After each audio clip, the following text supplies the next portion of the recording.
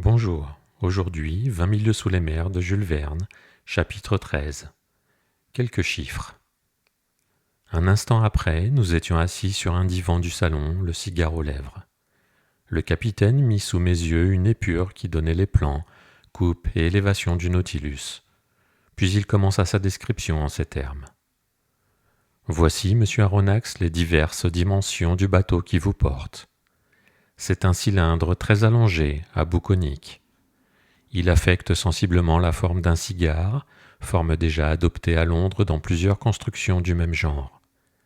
La longueur de ce cylindre, de tête en tête, est exactement de 70 mètres, et son bot, à sa plus grande largeur, est de 8 mètres.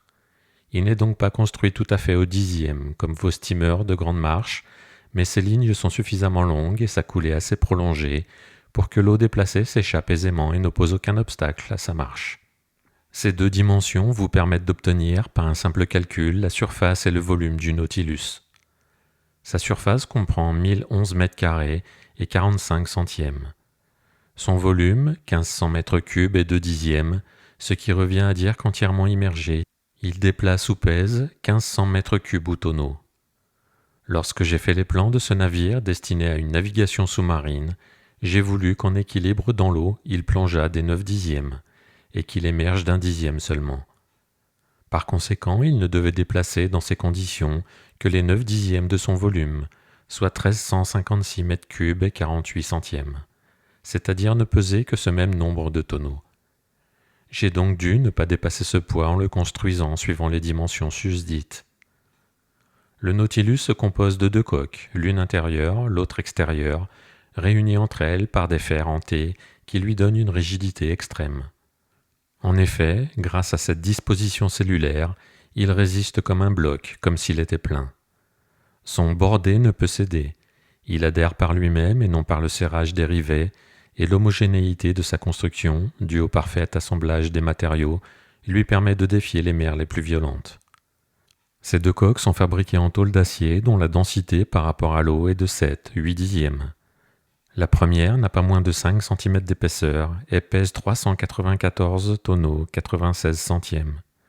La seconde enveloppe, la quille, haute de 50 cm et large de 25, pesant à elle seule 62 tonneaux, la machine, le lest, les divers accessoires et aménagements, les cloisons et les étrésillons intérieurs ont un poids de 961 tonneaux 62 centièmes, qui, ajouté aux 394 tonneaux et 96 centièmes, forme le total exigé de 1356 tonneaux et 48 centièmes.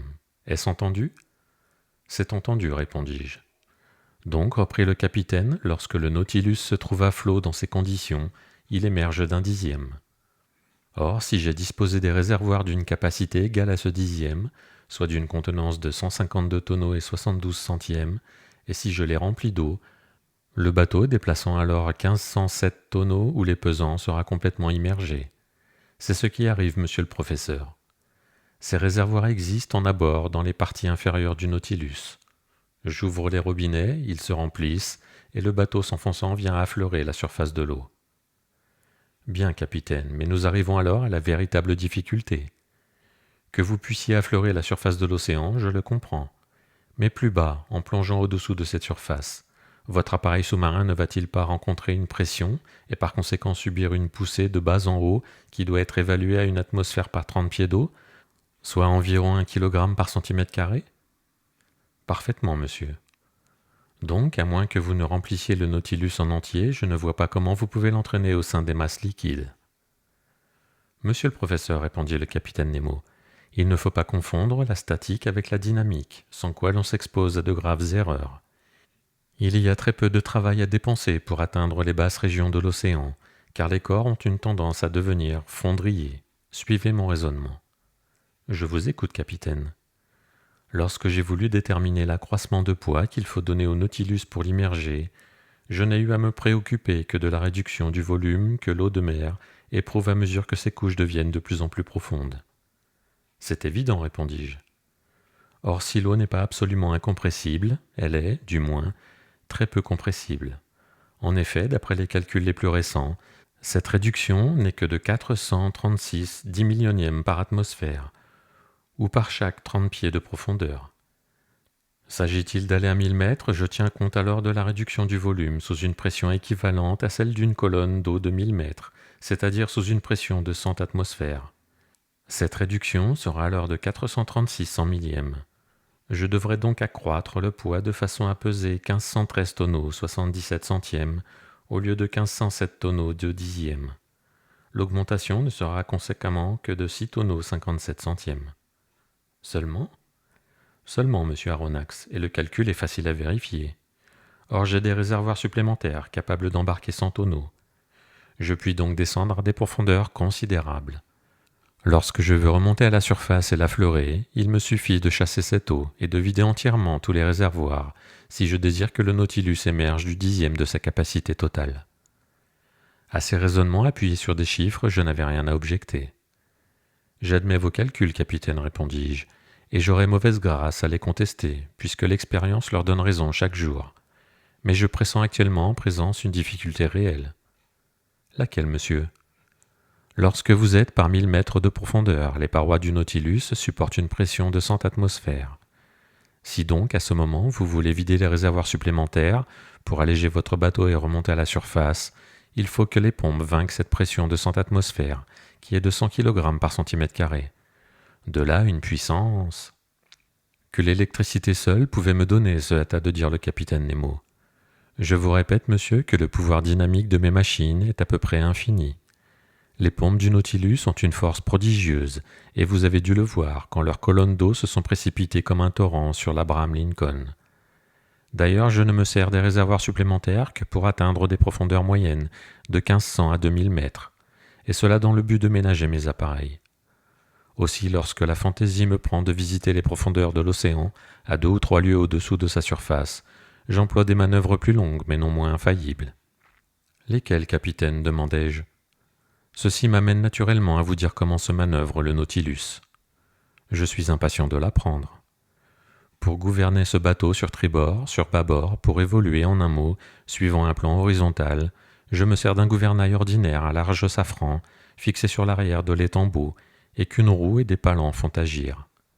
Mais je puis aussi mouvoir le Nautilus de bas en haut et de haut en bas, dans un plan vertical, au moyen de 2 plans inclinés, attachés à ses flancs sur son centre de flottaison, plan mobile, apte à prendre toutes les positions, et qui se manœuvre de l'intérieur au moyen de leviers puissants. Ces plans sont-ils maintenus parallèles au bateau ? Celui-ci se meut horizontalement. Sont-ils inclinés ? Le Nautilus, suivant la disposition de cette inclinaison et sous la poussée de son hélice, ou s'enfonce suivant une diagonale aussi allongée qu'il me convient, ou remonte suivant cette diagonale. Et même si je veux revenir plus rapidement à la surface, j'embraye l'hélice, et la pression des eaux fait remonter verticalement le Nautilus, comme un ballon qui, gonflé d'hydrogène, s'élève rapidement dans les airs. « Bravo, capitaine !» m'écriai-je. « Mais comment le timonier peut-il suivre la route que vous lui donnez au milieu des eaux ?» Le timonier est placé dans une cage vitrée qui fait saillie à la partie supérieure de la coque du Nautilus et que garnissent des verres lenticulaires. Des verres capables de résister à de telles pressions ? Parfaitement. Le cristal, fragile au choc, offre cependant une résistance considérable. Dans des expériences de pêche à la lumière électrique faites en 1864, au milieu des mers du Nord, on a vu des plaques de cette matière, sous une épaisseur de 7 mm seulement, résister à une pression de 16 atmosphères, tout en laissant passer de puissants rayons calorifiques qui lui répartissaient inégalement la chaleur. Or les verres dont je me sers n'ont pas moins de 21 cm à leur centre, c'est-à-dire 30 fois cette épaisseur. Admis, capitaine Nemo. Mais enfin pour voir, il faut que la lumière chasse les ténèbres, et je me demande comment au milieu de l'obscurité des eaux. En arrière de la cage du timonier, placé un puissant réflecteur électrique, dont les rayons illuminent la mer à un demi-mille de distance. Ah, bravo, 3 fois bravo, capitaine. Je m'explique maintenant cette phosphorescence du prétendu narval qui a tant intrigué les savants. À ce propos, je vous demanderai si l'abordage du Nautilus et du Scotia, qui a eu un si grand retentissement, a été le résultat d'une rencontre fortuite. Purement fortuite, monsieur. Je naviguais à 2 mètres au-dessous de la surface des eaux quand le choc s'est produit. J'ai d'ailleurs vu qu'il n'avait eu aucun résultat fâcheux. Aucun, monsieur, mais quant à votre rencontre avec l'Abraham Lincoln. Monsieur le professeur, j'en suis fâché pour l'un des meilleurs navires de cette brave marine américaine. Mais on m'attaquait, j'ai dû me défendre. Je me suis contenté toutefois de mettre la frégate hors d'état de me nuire, et elle ne sera pas gênée de réparer ses avaries au port le plus prochain. Ah, commandant, m'écriai-je avec conviction, c'est vraiment un merveilleux bateau que votre Nautilus. Oui, monsieur le professeur, répondit avec une véritable émotion le capitaine Nemo, et je l'aime comme la chair de ma chair. Si tout est danger sur un de vos navires soumis au hasard de l'océan, si sur cette mer la première impression est le sentiment de l'abîme, comme l'a si bien dit le Hollandais Jensen, au-dessous et à bord du Nautilus, le cœur de l'homme n'a plus rien à redouter. Pas de déformation à craindre, car la double coque de ce bateau a la rigidité du fer. Pas de gréement que le roulis ou le tangage fatigue. Pas de voile que le vent emporte. Pas de chaudière que la vapeur déchire. Pas d'incendie à redouter, puisque cet appareil est fait de tôle et non de bois. Pas de charbon qui s'épuise, puisque l'électricité est son agent mécanique. Pas de rencontre à redouter, puisqu'il est le seul à naviguer dans les eaux profondes. Pas de tempête à braver, puisqu'il trouve à quelques mètres au-dessous des eaux l'absolue tranquillité. Voilà, monsieur, voilà le navire par excellence. Et s'il est vrai que l'ingénieur ait plus de confiance dans le bâtiment que le constructeur, et le constructeur plus que le capitaine lui-même, comprenez donc avec quel abandon je me fie à mon Nautilus, puisque j'en suis tout à la fois le capitaine, le constructeur et l'ingénieur. Le capitaine Nemo parlait avec une éloquence entraînante. Le feu de son regard, la passion de son geste le transfiguraient. Oui, il aimait son navire comme un père aime son enfant. Mais une question, indiscrète peut-être, se posait naturellement, et je ne pus me retenir de la lui faire.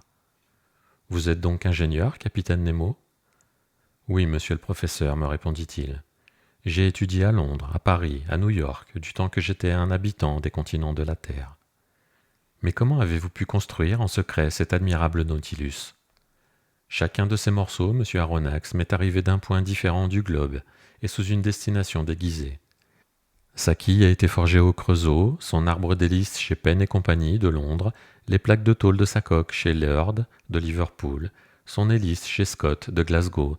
Ses réservoirs ont été fabriqués par Cale et compagnie de Paris, sa machine par Krupp en Prusse, son éperon dans les ateliers de Motala en Suède, ses instruments de précision chez Hart Frères de New York, etc. Et chacun de ces fournisseurs a reçu mes plans sous des noms divers. Mais, repris-je, ces morceaux ainsi fabriqués, il a fallu les monter, les ajuster. Monsieur le professeur, j'avais établi mes ateliers sur un îlot désert, en plein océan. Là, mes ouvriers, c'est-à-dire mes braves compagnons que j'ai instruits et formés, et moi, nous avons achevé notre Nautilus. Puis, l'opération terminée, le feu a détruit toute trace de notre passage sur cet îlot que j'aurais fait sauter si je l'avais pu. Alors il m'est permis de croire que le prix de revient de ce bâtiment est excessif. Monsieur Aronnax, un navire en fer coûte 1125 francs par tonneau. Or le Nautilus en jauge 1500. Il revient donc à 1687 000 francs, soit 2 millions y compris son aménagement, soit 4 ou 5 millions avec les œuvres d'art et les collections qu'il renferme. Une dernière question, capitaine Nemo. Faites, monsieur le professeur. Vous êtes donc riche ? Riche à l'infini, monsieur, et je pourrais, sans me gêner, payer les 10 milliards de dettes de la France. Je regardais fixement le bizarre personnage qui me parlait ainsi. Abusait-il de ma crédulité ? L'avenir devait me l'apprendre. Merci de m'avoir écouté. On se retrouve très vite pour la suite de 20 000 lieues sous les mers.